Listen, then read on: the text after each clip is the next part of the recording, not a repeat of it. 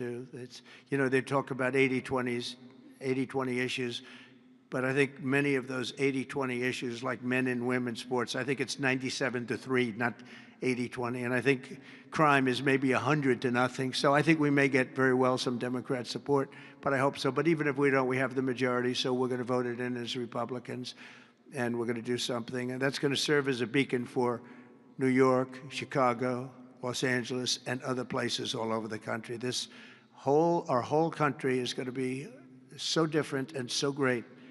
It's going to be clean and safe and beautiful, and people are going to love our flag more than they've ever loved it, and we're going to do a great job.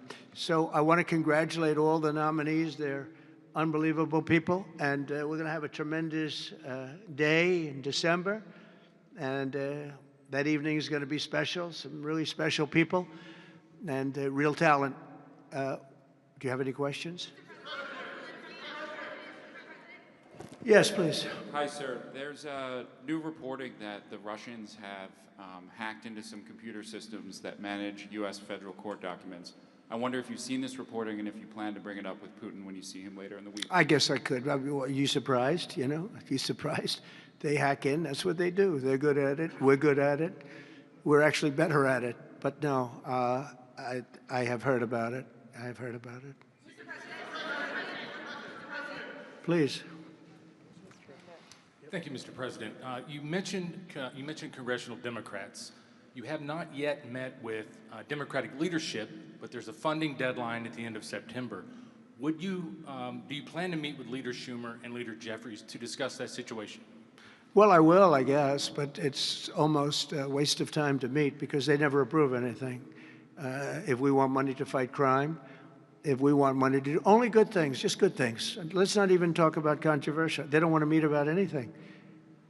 They really are. They're stuck. They don't know what to do. They have probably more, I would say more than half are sane, but they are led by insane people. And the kind of things that they're pushing are not something. We have a communist running for the mayor of New York, and I wish him well. I may have to deal with him. I mean, it's not even conceivable. It's not even conceivable that that could happen. And maybe he won't win, but he won the primaries by quite a bit. You know, shockingly, he won the primaries.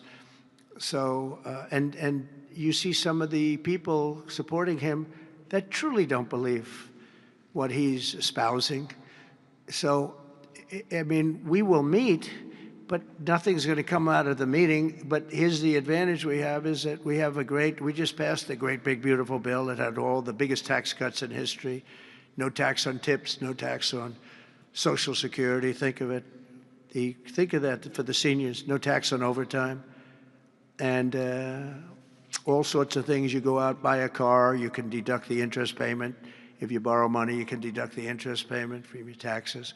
So many things, but the biggest thing is, from a business standpoint, deductions. You know, that was tremendous. It's going to, our country is roaring. Our businesses are, you're going to see some numbers in 12 months when these factories are open. You know, we're opening up factories all over the world, all over the country, but that's all spreading to, I think we're spreading the wealth all over the world, if you want to know the truth. But we're opening them in this country at a level that we've never seen before. We've never seen. So they just don't want to prove anything. They just, we meet with them and they say, as Nancy Reagan said, just say no. They go, just say no. They're afraid to approve anything. If we say, we want to stop crime in this country, or as an example, bail, we want to make it so that people, if they murder somebody, they're in jail. They don't get out on no bail. They say, we don't want that. We want people to murder somebody and they immediately are released and they go out and murder somebody else. It's a big problem, a tremendous problem. By the way, we're going to go for statutes in D.C. and then ultimately for the rest of the country where that's not going to be allowed. Because it was when they did the cashless bail thing that the numbers really started going up. In this city, in New York, in Chicago, in Los Angeles, no matter where they have it, the numbers went through the roof. So we're going to meet with them, of course. I'd like to meet with them. We're going to tell them all these good things, and they're going to tell us no.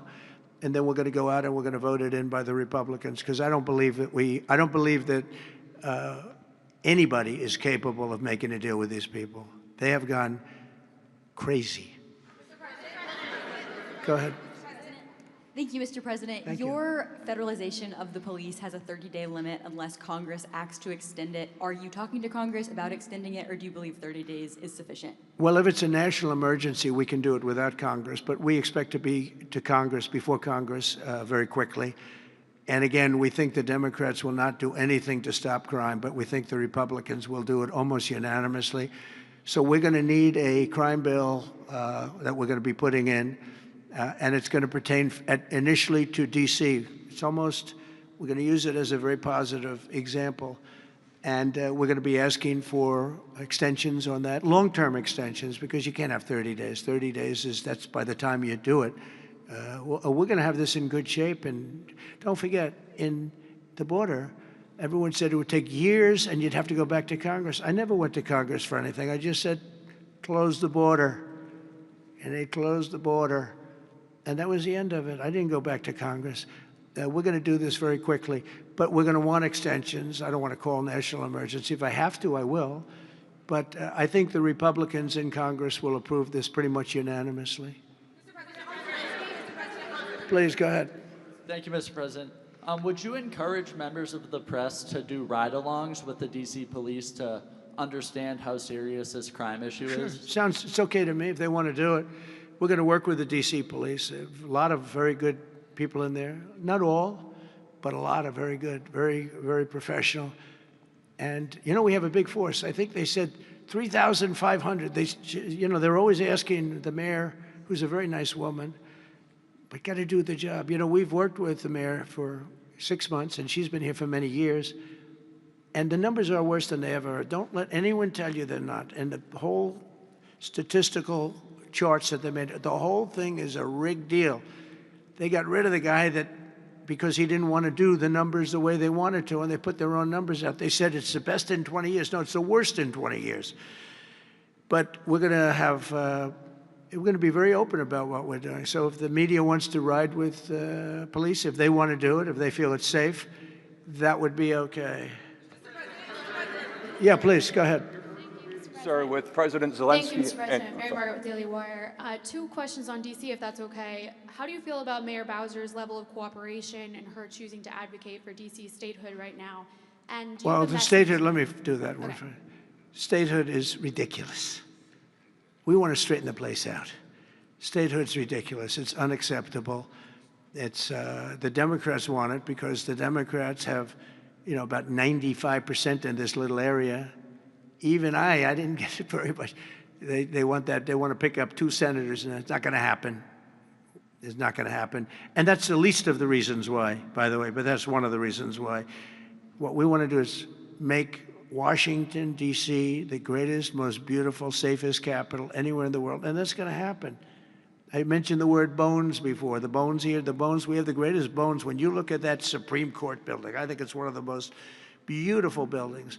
When you look at some of the buildings here, it's so magnificent, and everything's good, but it's just dirty and not properly maintained. It's not taken care of.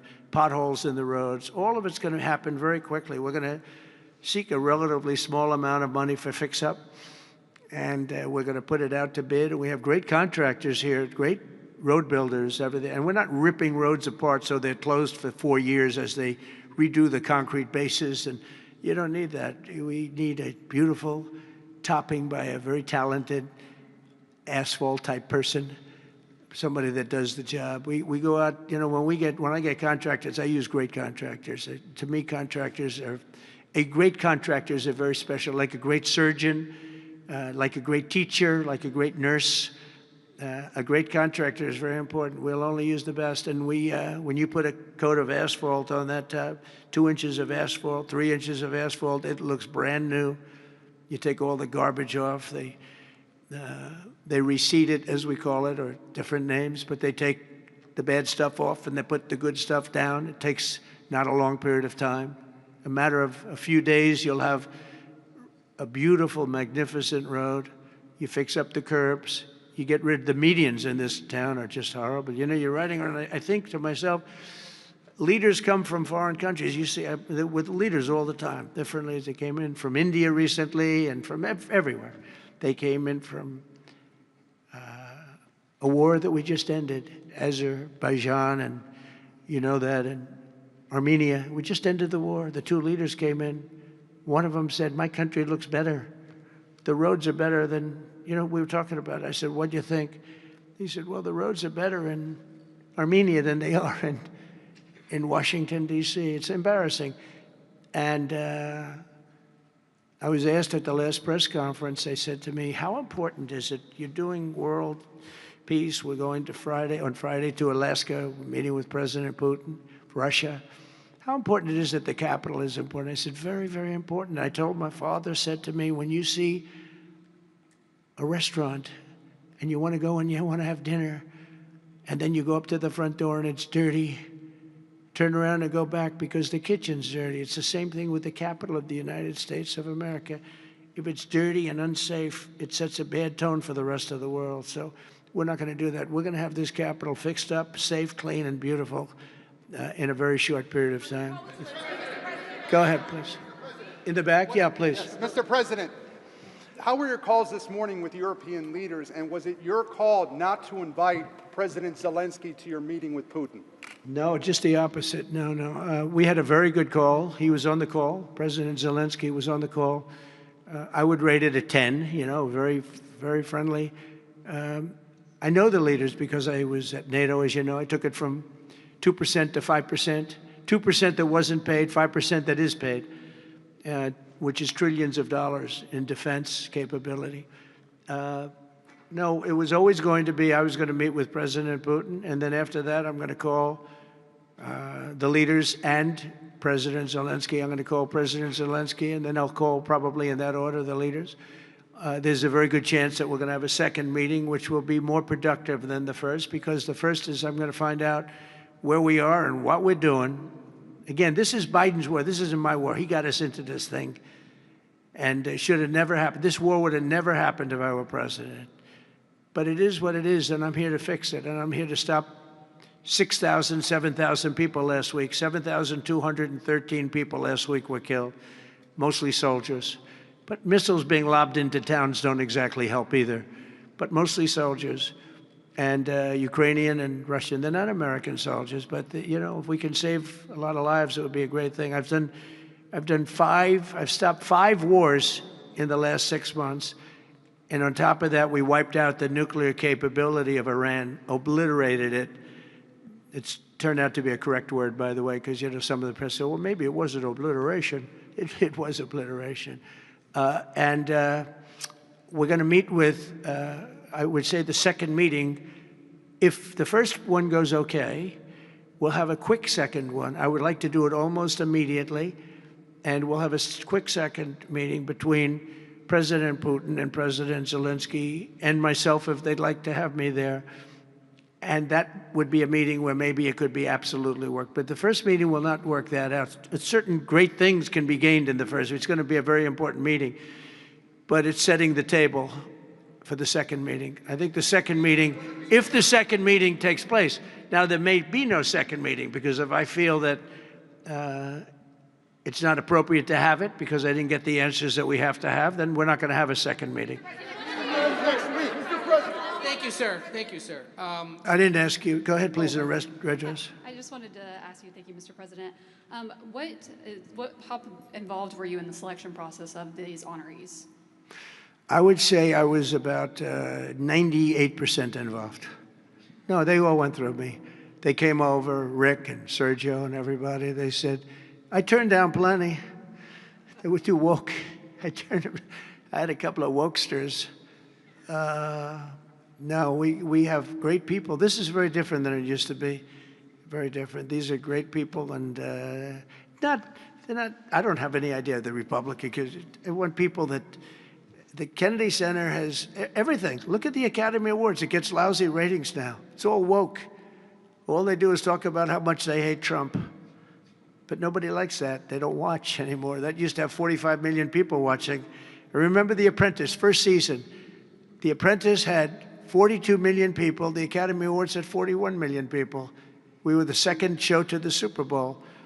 But since then, the Academy Awards have gone down to, I think they've gone down to numbers that are like a regular show. because it went woke. We're not doing it for that reason. We're doing it because we want the great talent. But these are great people. So I was just a very long answer, but I was very involved. Thank you, Mr. President. The Biden administration was auctioning off border wall materials, but we're hearing now that the auctioneer is selling those materials back. Are you finishing building the wall? Well, I built hundreds of miles of wall, and I was getting very close. I actually finished the wall, but then I added another 200 miles because when you do the original wall that I said I was going to build, which I got built, and I got it to the specifications of the Border Patrol and ICE, the exact. They wanted steel, they wanted concrete inside, they wanted rebar inside that, they wanted it to have wires. The walls are wired for, all of the internet stuff and security things.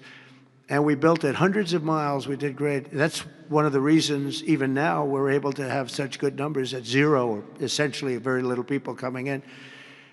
But Biden, I ordered for another 200 miles. I was going to do another 200 because it's the way it is. And we're all set to do it. Then we had the bad election result, the horrible, what happened to our country, what they've allowed to happen to our country. And we are taking now that wall back. They sold the wall. Now, this is expensive stuff. Hardened steel, very expensive. 9,000-pound concrete and rebar. Rebar is very expensive, the hardest rebound. No, it's very hard to cut. You have different materials. It's very hard to cut because they cut it down if they can. It's very hard to cut. And Biden sold it for pennies on the dollar, 3 cents on the dollar, 4 cents on the dollar. He sold it. And I said, these guys really don't want it. That was when I first realized, when I saw the wall was being put up, because we could have finished the rest of the wall in about 4 weeks, anywhere from 3 to 4 weeks. It was all set to go. It was laying down, ready to be put up. The foundations were, and they took over, and they said, we're going to sell the wall. And they sold it, as you know, for pennies on the dollar. Well, Pam Bondi's been working very hard on suing that company, and I think they reached a settlement where we're taking the wall back. But they stole the wall from us. That wall is so expensive to build, and we had it, as you know, hundreds of miles of it, and they came along and they basically sold it for scrap. And what a shame that is. But that was when I first realized that these people actually want to have open borders. And no country has poor countries don't have open borders. No, we had open borders where people just walked in. It didn't matter what they looked like, who they were. We had 11,888 murderers, half of whom killed more than one person. Literally killed more than one person. And this is who we took into our country. So the wall is the least of it, but we're going to take the wall back. We're paying a small amount of money, as I understand it, to get it back, to get rid of the litigation. We'll take it back. We'll put it up. Yeah.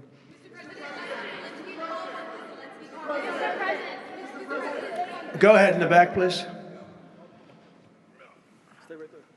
I want to take it back to the Kennedy Center, if I can, just for a second, Mr. President. Sure. From what I understand, the Les Mis show exceeded everyone's expectations. Attendance, revenue, across the board. That's great. Do you anticipate future shows to basically do the same? I like that guy. Now, that's called a question, okay? And he's a great reporter, actually. Thank you very much. I appreciate it. Yeah, it did great. Les Mis did great, broke records, and was sold out and beautiful. And we anticipate a lot of that happening. There's a thirst for it. And especially when the crime is knocked out. You know, when we knock out crime, some people probably stay away from places like restaurants and other things. It ruins your whole fabric. It ruins your country. And when somebody thinks they have about a 25% chance of getting mugged, they say, let's not go to restaurants tonight. We're going to make it so that they have no chance of getting mugged. And it's going to happen soon. And yeah, we think we're going to have a lot of very successful evenings here. Please. Will Russia face any consequences if Vladimir Putin does not agree to stop the war after your meeting on Friday? Yes, they will. Yeah. What will the consequences there will be be? consequences. Sanctions, tariffs? There will be, I don't have to say, there will be very severe consequences, yes. Yeah, please. Can I ask you a question about the Fed? Right next to you, please, yeah. About the Federal Reserve? Oh, Federal Reserve, my favorite. Posted Too yesterday late. that you're He's too late. You're considering suing Jay Powell. Can you update us on your thinking about that and tell us where you are in your search for a new chair? Well, he took a building that could have been painted and fixed, like we're going to fix this building for very little money. And that was in better shape. He took a building and what they did to that building, they built a basement under the building. It didn't have a basement. This is simple to understand. The building is right next to a thing called the Potomac River, the beautiful Potomac River. That means lots of water, and the water is right under the building. And they decided to build a basement under the building in the Potomac River. So in order to do that, you need the biggest pumps that God ever created. And they were pumping their hearts out, but as big as those pumps are, you can't pump it fast enough because it's the Potomac River. If the pump were bigger than this room, you couldn't pump it. But they tried, and they've been building a basement. And I said, why did you want to build a basement? I thought it would be a good idea, sir. A basement is the least valuable floor in a building. I know a lot about real estate. The least valuable thing is the basement. And you don't build a basement under a building that is 2 feet above the river that's right next door. You know, it's right near the river. People don't realize the river's right out their window. And that's the beginning. They did just a terrible job. Instead of, I could take a ceiling like this, they'd rip out the ceiling because they see a crack. Let's rip out the ceiling. And I would fix the crack, and I would paint the ceiling. And under the ceiling, they put the most incredible protective material. They go out by 3/4 inch, brand new, gorgeous 3/4 inch plywood and sheetrock, hardened sheetrock. And they had it all over the building. So if a little piece of flake came down, but the problem is when they took the ceiling down and it would hit, they spent millions of dollars on protective material that you didn't have to spend anything. He could have done that job for $25 million, and they spent $3.1 billion. He said 2.7, but it's really 3.1. They just don't want to include one of the buildings in the deal. But it's going to be much more than that. And I think he'll be long gone by the time it finishes because they've got a long way to go. And then I hear they want to hire 3,000 economists. What are they going to do? And he got it all wrong. He's too late. We call him Jerome Too Late Powell. It will live with him forever. I believe that name will live with him forever, along with the name Pocahontas and some of the others. He worked closely with Pocahontas, by the way. She's another beauty. But we have a real problem there. They're way over budget, and they did a job that shouldn't have been done. It was unnecessary to be done. I could have gotten the greatest wallpaper anywhere in the world from the finest stores in the world. I could have fixed up a wall a little bit. It would have taken about 2 hours. And covered it with the most magnificent silk and most magnificent paper for thousands of dollars as opposed to tens of millions of dollars. What a shame it is that they did. But they would take down areas of the building that shouldn't have been taken down. They could have literally been painted, and they didn't do that. So they've got a long way to go. And I think it's just grossly incompetent, but not quite as incompetent as his decision not to do interest rates, take down interest rates, because just like they shouldn't have taken down a ceiling, they should take down interest rates. Every point costs us $360 billion a year. Think of that, $360 billion for 1 point. And we should be down at 1% because we're the leader of the world. We were always the lowest interest rate until like a certain time ago, decade, couple. But we were always, because we were the United States of America. So even if the country was run badly, we were considered like to be super prime. And now he's got us in a bad place. So we're paying $360 billion a year for each point. Now, I believe we should be 3 or 4 points lower. So that's over $1 trillion we pay every year in interest. And it's really just a paper calculation. You sign a document and you save almost $1 trillion, because that number equates very much to the bonds that we have to buy. But despite that, we're powering through it, and we have the greatest economy maybe we've ever had. But the housing sector, people aren't able to get good mortgages. They're paying too much because of Jerome Too Late Powell. He's truly incompetent. And we'll be making another. We put a very good man in temporarily in the one spot because one of the people that was appointed by the Democrats left early. And I heard left because that person wanted lower interest rates. And I heard quit, but I have no idea. I'm sure she won't say that. I'll be naming a new chairman sometime within the next. I think I'll name it a little bit early, the new chairman. I'm down to 3 or 4 names, all good, all great. The problem is you name them and then they turn out to be not good. That's happened to me a couple of times. You name somebody, they tell you everything you want to hear, and then they go in and they turn out to be not good. I mean, he told me everything that I thought was appropriate. He turned out to be a stiff, you know, real stiff. But other than that, I think he's doing a very good job, yes. Okay, maybe 1 or 2 more. 1 or 2 more. Yes, sir, please. Go ahead. Mr. Looks President. like Scott Bessent. Are you the Treasury Secretary? You don't want me for Treasury. I trust don't me. know. I don't know. You look like you could do a good job. Go ahead. I keep my family budget okay. Sir, when you meet with Vladimir Putin Friday in Alaska, Yeah. do you believe you can convince him to stop targeting civilians in Ukraine? Well, I'll tell you what. I've had that conversation with him. I've had a lot of good conversations with him. Then I go home and I see that a rocket hit a nursing home or a rocket hit an apartment building and people are laying dead in the street. So I guess the answer to that is no, because I've had this conversation. I want to end the war. It's Biden's war, but I want to end it. I'll be very proud to end this war along with the 5 other wars I ended. But I guess the answer to that is probably no, because I would have had a good conversation with Vladimir.